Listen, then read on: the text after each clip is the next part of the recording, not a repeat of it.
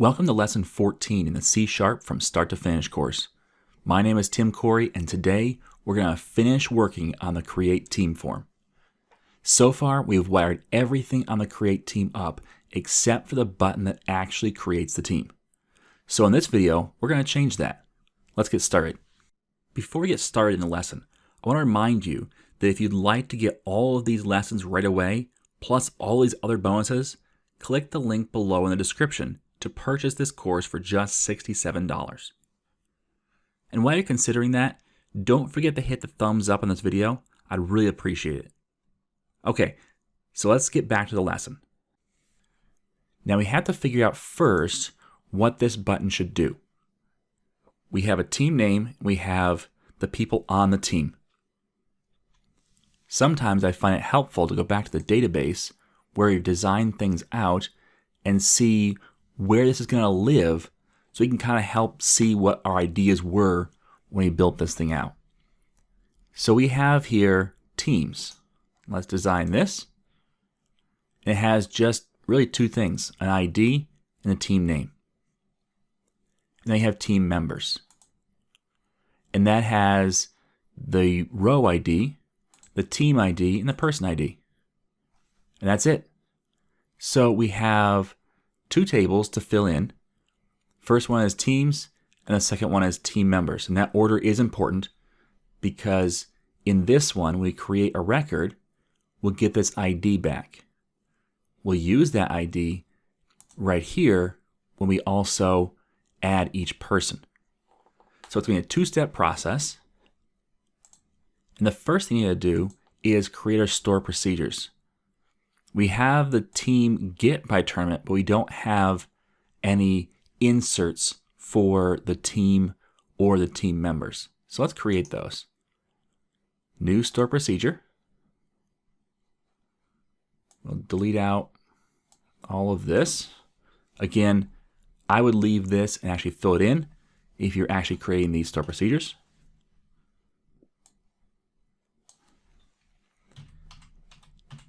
And the format is SP Teams Insert.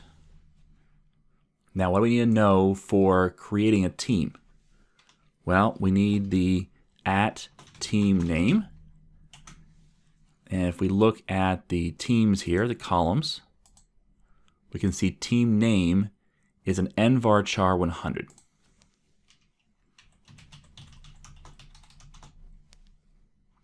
So that's all that's coming in, but then I'm going to have this @ID int equals 0 output. And that'll be the ID going the other direction. We'll leave the no count in, but take out the comments. And we're going to say insert into dbo.teams team name values at team name, and then select @ID equals scope identity.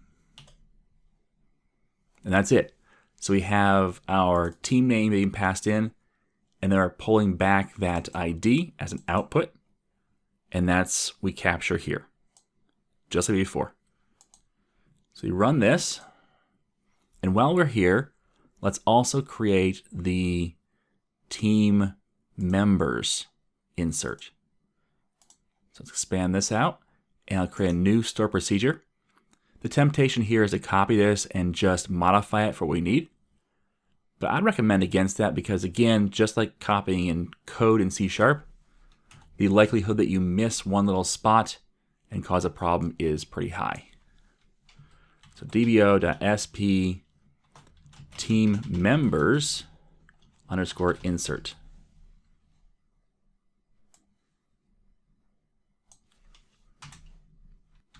And here we have @team ID int @person ID int and @ID int equals 0 output.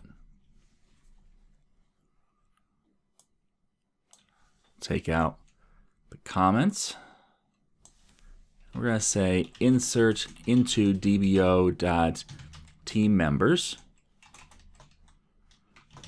team ID, person ID, values at team ID at person ID. And then again, select at ID equals scope identity, and we're good to go. So we'll run that, make sure it runs. We will refresh down here just to make sure those two do pop up in the list. So there is the team members insert, and there's the teams insert. So both of those are working, or at least they should. Let's come back over to here and double click on this button to create the event. So now we have the event, and what should we do here? And the decision here is, do we call two different methods, or do we call one method and have it do both jobs? So we have two different things going on. We have the team name being sent, and ID gets passed back. Then we send the list of IDs from here, and also the ID from the team, and then we have our team members list. So is that two actions or one? Now we have the idea of the single responsibility principle from the SOLID acronym, and the idea there is that each method does one thing. But the question is this one thing or two? Now I'm going to argue this is one transaction. You can decide, nope, I want to do two different ones. But here's why I'd argue it's one transaction. Because you're creating the entire team. Both the name and the members are one set of data. They go to two different tables, and it'll be two different insert statements, but it's one set. Therefore, I like the idea of doing them together so we don't do half the job and then fail and not do the other half. So let's start at the IData connector, or connection. And we have here our create prize, create person, and now we need some type of create team. And if we look at our team model, we see we have a list of person model and a team name. So that's perfect. So we're going to say, let's put it up here. Doesn't matter where you put in the list. Team model, we'll return the whole model all over again. Create team. Team model. So we're going to pass in a team model, just like we do it with prize or with person. It's just a little more complex. And we're going to get back a team model because we're going to pass back in that ID. But if you notice over here, there is no ID. So let's add that. And also this ordering is bugging me. I'm not sure why you ordered it that way. I'm going to switch those around so that team name's above the members.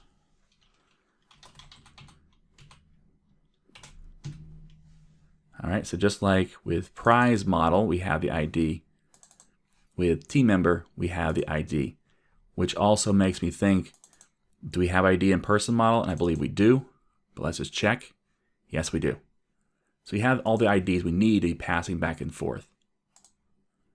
So now we have this create team part of the contract, our IData connection contract, our interface. And so now each of these two connectors, SQL connector and the text connector, they both need to implement that interface. So let's do that. Let's go into both and make sure that they both implement. Control dot and enter. And that just creates our public method with the throw new not implemented exception. That's fine. We'll come back to text in a minute. Let's start with SQL. So here we have our SQL. where it says, okay, you want to create a team? Great, go for it. So let's start with a using. And in fact, we can copy and paste this using statement because it's really the same thing. Oops, let's not copy a query. Let's copy and execute instead because it has the way we're going to do executions.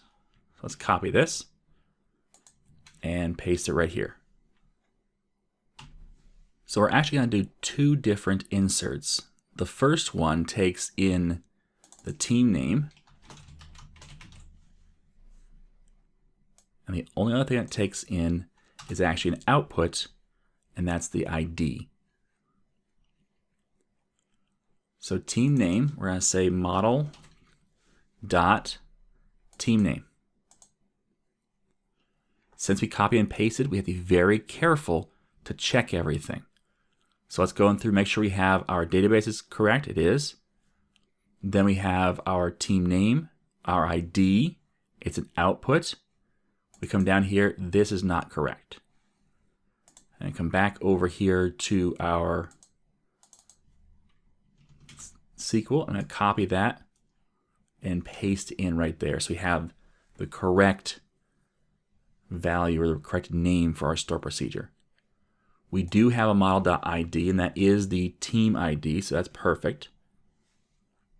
But before we return the model, we have to do some more work. What we need to do is we need to insert every one of those people into our table. If we come back over here to our SQL, and look, we take in one person. So this team members table is going to have a number of rows per team, one for every team member. And doing that is fairly simple. We just need to do a loop. In this case, a for each.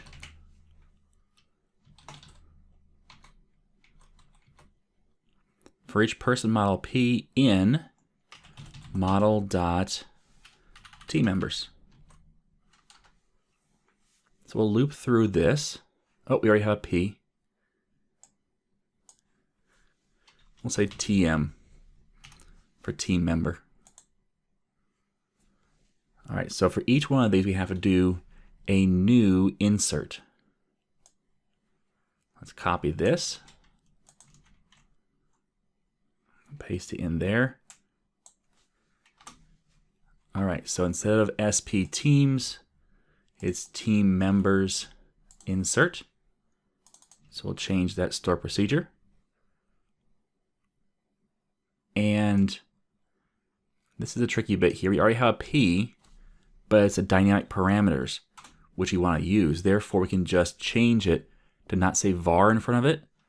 And now we're just going to overwrite that P every time, which is great. It's what we want. Now let's grab our parameters. So you have team ID and person ID. So at team ID, and that's model.id. And then the same for each one of them. We're not actually going to need to grab the ID coming back out because we don't need it in any way. So we can ignore that. And instead do the at person ID equals, and it's not model because it's per person model, so we want to say tm.id.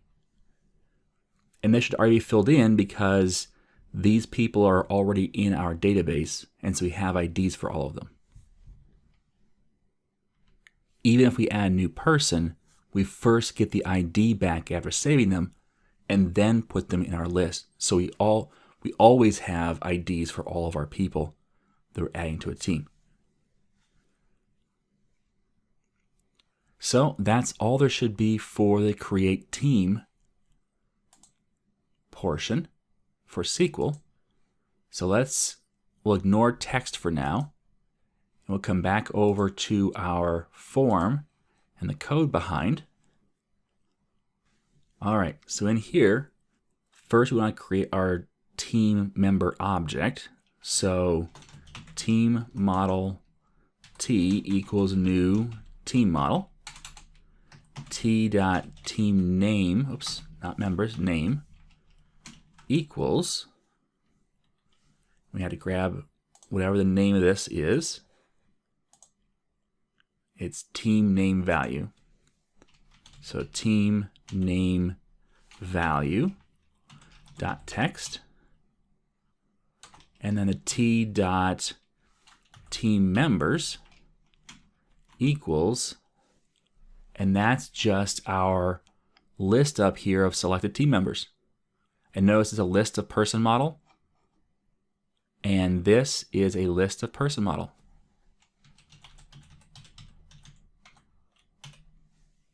So that works fine. And now we say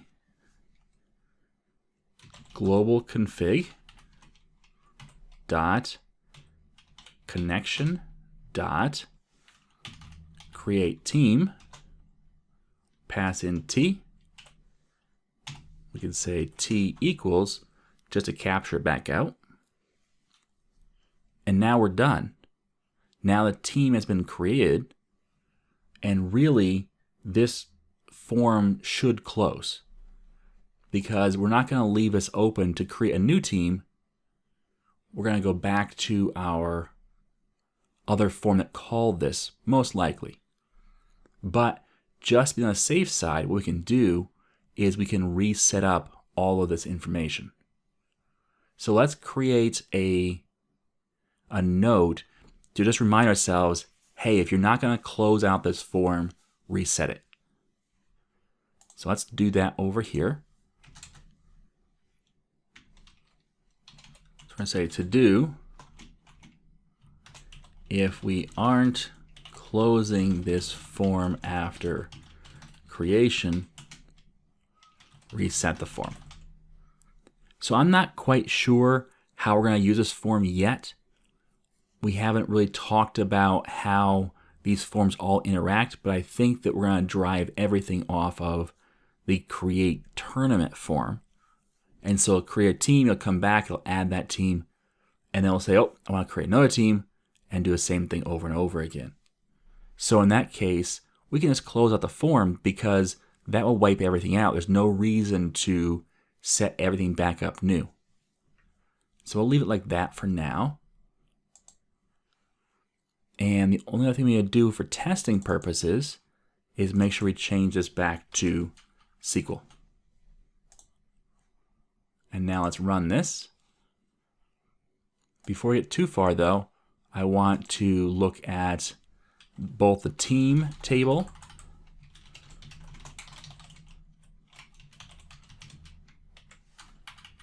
and the team members table.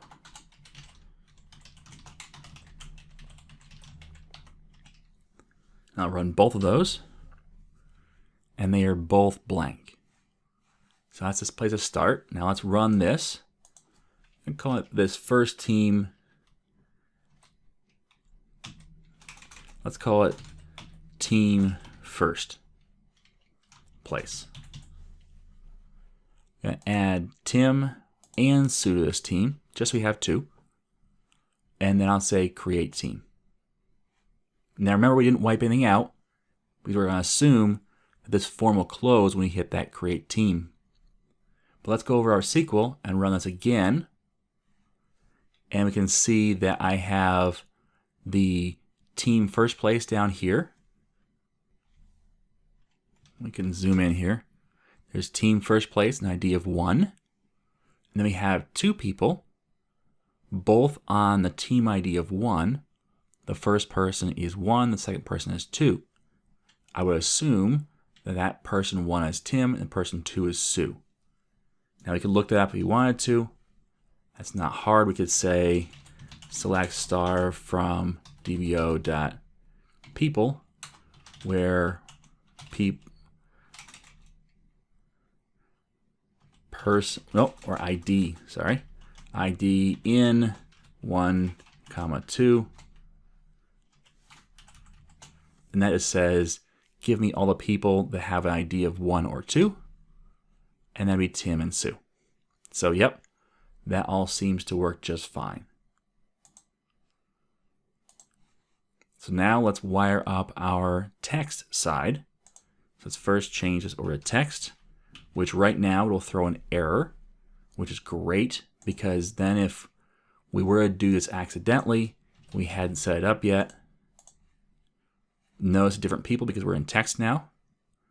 We create team, it's going to throw that new not implemented exception, which is great. So let's go ahead and implement this method right here. Now again, I'm not going to reinvent the wheel. So let's look at what I did in other areas. For example, here, I first load all of the prize model in, and then I find the max ID. I go up 1, I add the prize, I save that to the file, and then I return the model. So let's follow that same pattern, but now don't forget, we have 2 different ones we need to add. So first, let's look at the teams. And it's at this point you should have kind of a quandary you get yourself into. And you need to take a step back and think about what you're doing. Because the reality is, and here's where I'm going to land on this, the reality is we're not saving to 2 files. In the SQL table, we are. We're saving to 2 different tables. But there's not really a point to that. If you look at the team model, which is what we're passing in, if we look at that, we have an ID, great.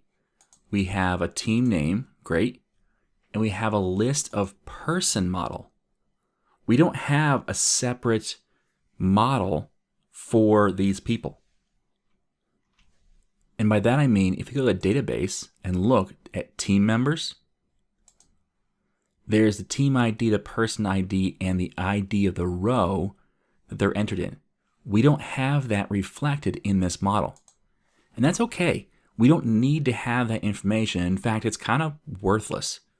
Instead, we like to have the person model, which has their name and their email address and their cell phone number and all the rest. So we don't need to have 2 different text files. Instead, we need to have 1 text file that just handles the idea of having a list and how we're going to do that. Now, the list can be a little more complicated, and so we're going to figure out how to do that in a way that makes sense. But first, let's start with the basics. We need to have a file to save it to. So let's start there. Private const string, and this is the team file, equals team models.csv. All right, so there's our team file.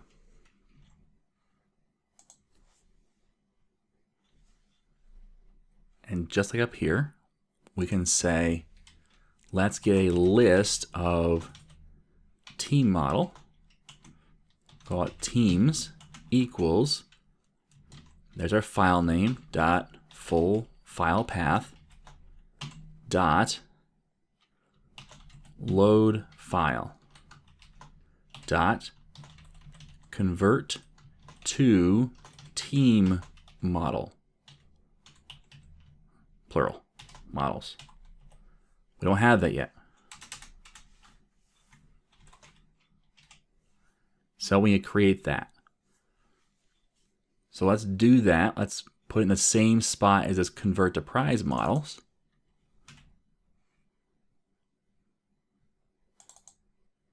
And it's okay that it's yelling at me right now. I kind of want that because I know I'm not done there yet. So we have these 2 converts, convert to prize model, convert to person model. So let's create another one. Public static list of team model, convert to team models. This list of string, we'll say lines, Okay. So what exactly does the text file look like? Remember, it's a comma separated list, so we probably have ID, comma, team name, comma, and that's where it gets kind of tricky. Because if we look at the team model, it's a list of person, which doesn't make sense to say the whole person. That's kind of duplicating information. So instead, what if we have a set of values that's separated? Now, normally it'd be a comma separated list, but because this is a CSV file where it's already comma separated, let's do something else. So let's take the list of IDs separated by the pipe. That's going to look like, let's say 3 comma Tim's team comma 1 pipe 3 pipe 5. So that's what a row would look like. And so this represents the ID of a team, the name of the team, and then each ID of each person. Now we're not done there because we're going to have to rehydrate that. We're going to have to pull those people out and say, okay, we have these IDs. What's the full model for that person? So we have to do some other calls here to pull in our list of people. And so we'll do that at some point. But first, let's get this part of it done. So we're going to do a for each. Let's create a list first, List of team model output equals new list of team model. We're going to do a for each string line in lines. And we'll say string array calls equals line dot split.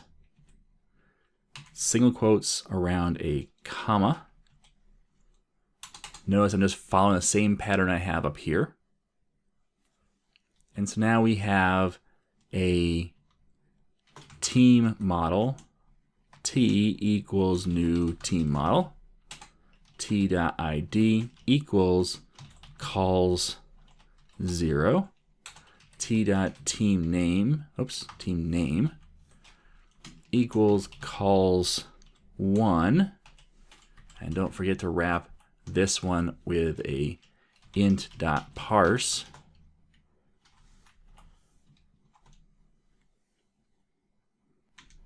And now we have to deal with that pesky last column, which is our list of IDs for people.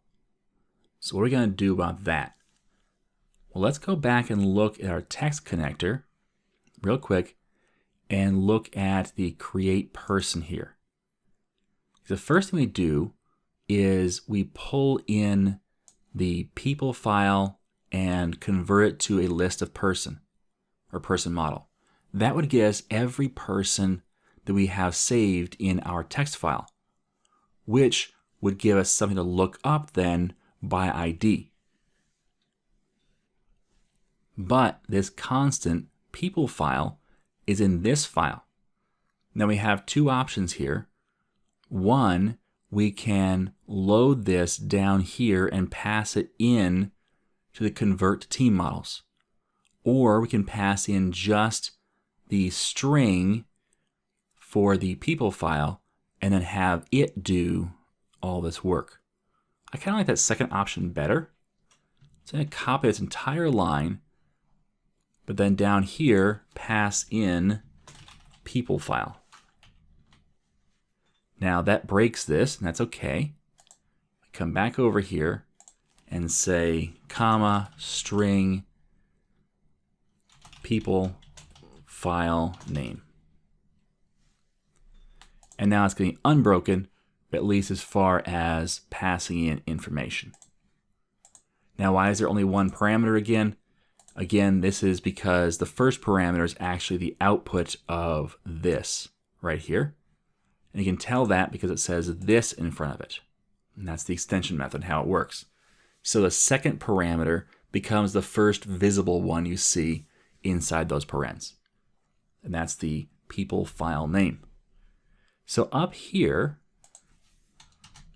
right after I do my output, I'm going to paste in that line. And then I'm going to change the file name to the passed in file name, people file name. And now I have a list of people. So now I can say string array. We're going to say person. Wow, there we go. IDs equals calls to dot split single quotes pipe character. So what does that do? It takes the third column, calls number 2, since 0, 1, 2, takes the third column, splits it by the pipe character, and puts that into an array called person IDs. Now comes the tricky part. How are we going to deal with looking up these people IDs? Not because looking up the IDs is hard. It's because what happens if we have an ID that isn't in our list of people? That could be a problem. Okay? So we have a couple options. One, we could gracefully skip over that person. Or 2, we can blow up. I think for right now, we're actually going to blow up. Because again, that application in an uncertain state or a half-done state isn't what we wanted. So if the first record succeeds and the second record we can't find the person, that doesn't mean the team should have one less person on the team. It means we've got an error in our list somewhere. But in this case, we're going to blow up, and that way we know, nope, that didn't work. So for each string ID in person IDs, and we're going to say t.teammembers.add. And here's where we do a lookup. We're going to say people.where x arrow key x dot ID double equals int dot parse ID. And then we're going to say first, like so, and that should do it. Now there's a lot of parentheses in there, and a lot of stuff going on, so let's break this down a little bit. So this right here, what it's doing is saying take the list of people, all the people in our text file, and says search for it and filter where the ID of the person in the list equals the ID from right here. So in theory, it should find only one person. We're doing a parse int on a string. Don't forget that.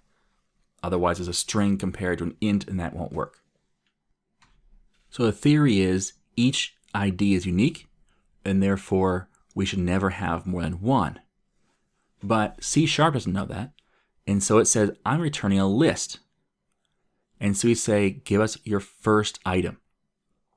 Now, if you did return 3 items in this list, it would still only give you the first one.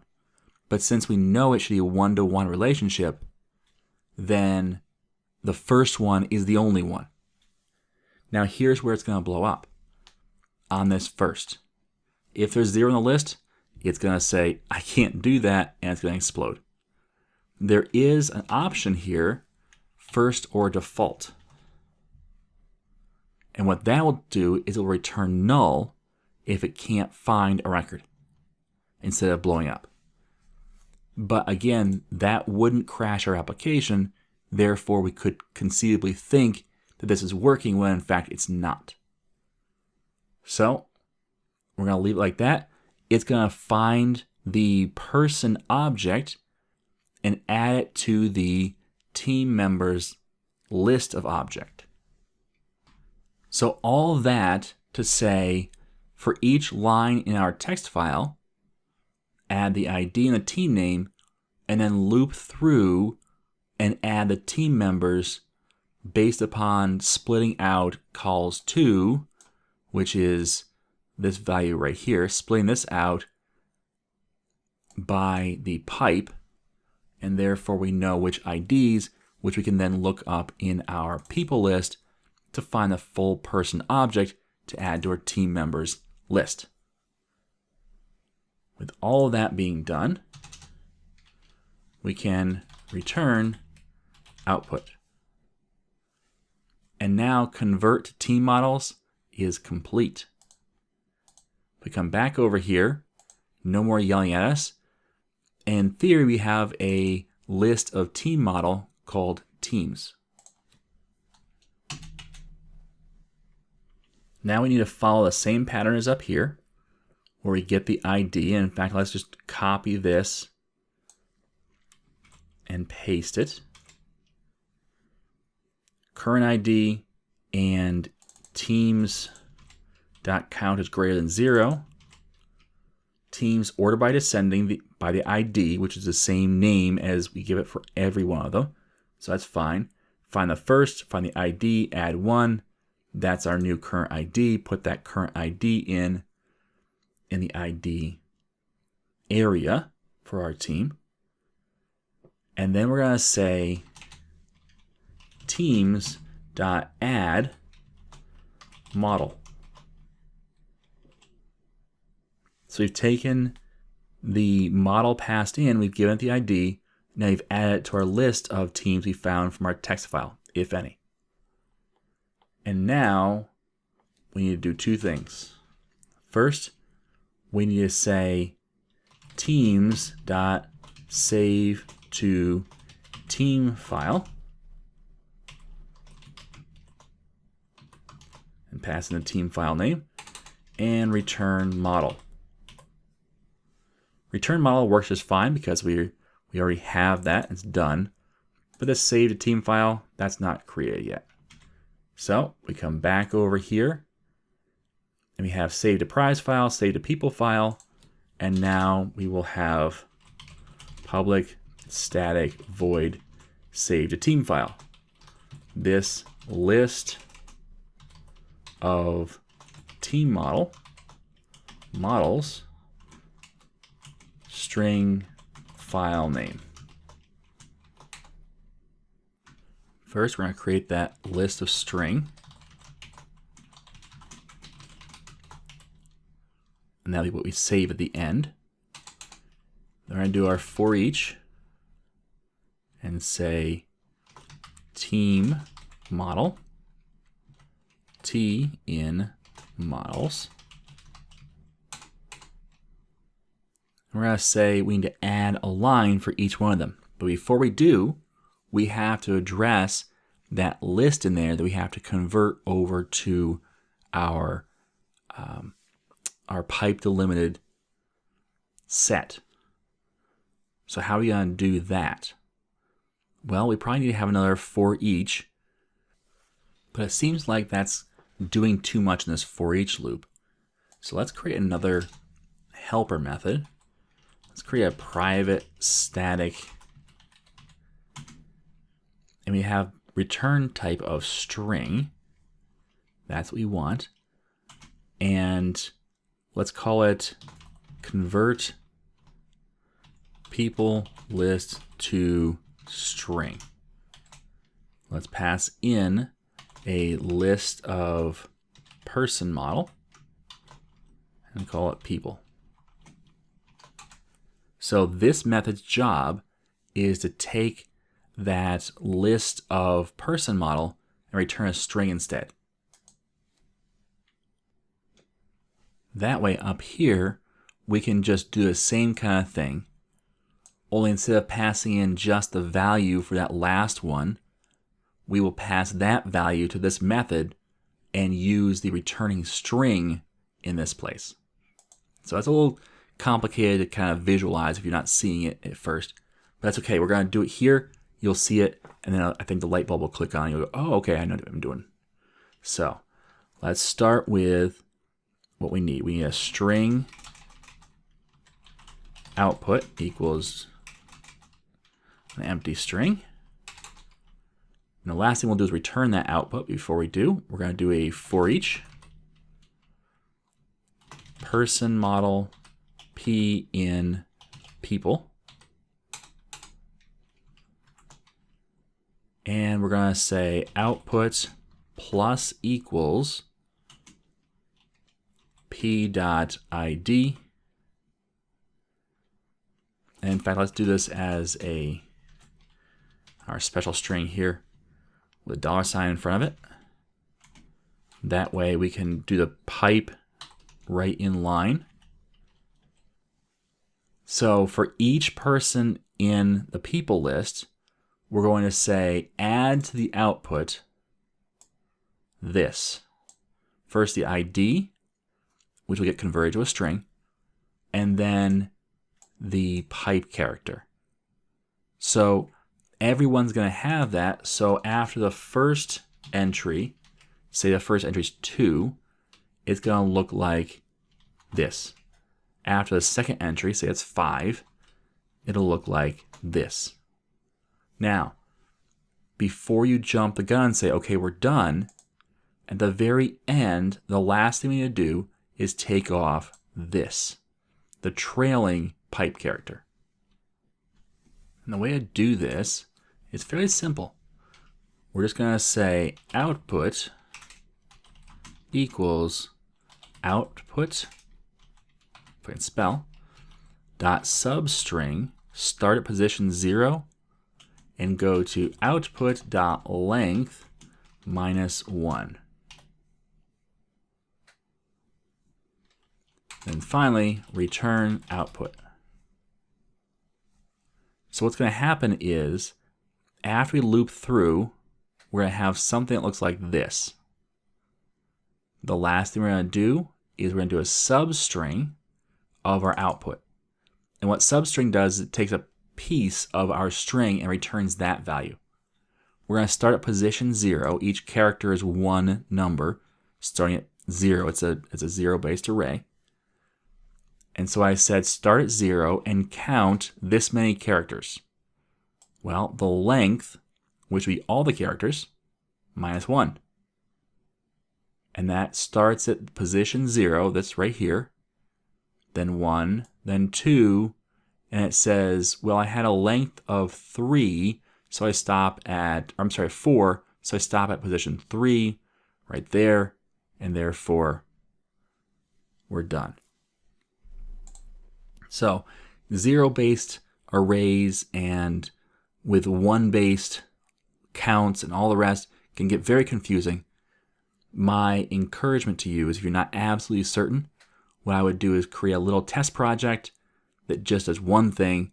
It is a very simple version of this. In fact, I did that just to double check to make sure this is the way it's supposed to work, because I always seem to get it wrong, except when I don't, and then I question myself.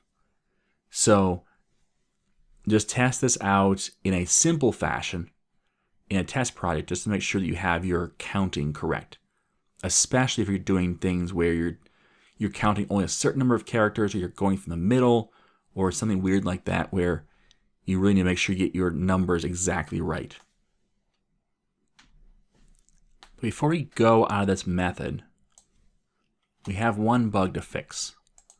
And you may not have noticed it, but take a minute and try and figure out, maybe pause the video and try and figure out what the bug is in this method. You figure it out? The bug here is what happens if we have 0 people in our list. Should we? No, we shouldn't. But maybe we did. Maybe we have a team and no people in it. If so, the for each would work just fine. It would say for each person model P in people, people's empty, therefore I never run. But down here, substring of output, which starts off as an empty string, so count of 0. So it says 0 to output length, that's 0 minus 1. Substring of 0 to minus 1, that's going to crash. So there's a few ways to handle this, but probably the easiest way is to come right up near the top and say if count equals 0, return empty string. And so what that does is it kind of short circuits this process. If there's no people in the list, there's no reason for us to loop through a list or to do the substring and all the rest. Just say if it's the count 0, return empty string, because that's what it would be. So that solves this method right here.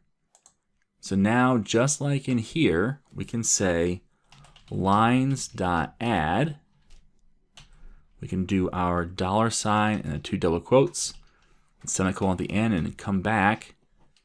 We can start off with our t.id,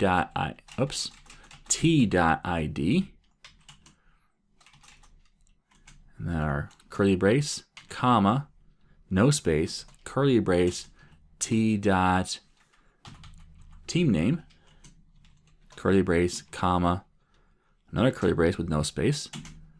And then we're going to say convert people list to string and pass in t.team members. Then close that curly brace out. Now, this method, passing in a list of people, gets back a string of these pipe delimited items. That's going to put it in this spot right here. And so our end result is something that looks like this, which is exactly what we wanted. So the only thing left to do is to do our file.writeAllLines. And this is a baked into C# method, this file.writeAllLines. It takes in a file name, actually a file full path. So we'll give it the full path, and then an array of lines, or a list of lines. And that's our list of lines. So we've now saved to the team file. In theory, life should be good. Let's find out if it is or not. So we'll pull up our form.